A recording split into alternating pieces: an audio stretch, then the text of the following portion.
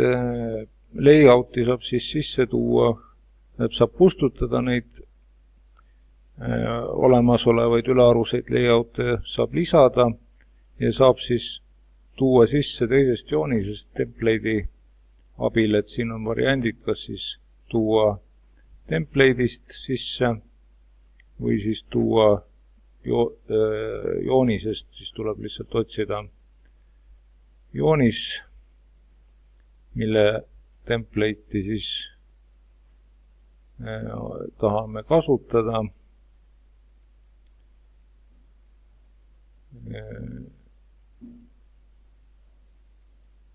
No nii. See on näiteks siit. Toome siis selle layouti sisse, siis tekib siia alla nüüd see layout, mis sealt joonisest sai toodud ja seda on võimalik siis ümber nimetada. Antud juhul on siis mõlemad mul siin A3-d, nii et siis ma pean mingit erisust kasutama, et ei oleks üks ja sama nimi. No jah, niimoodi ei ole elus.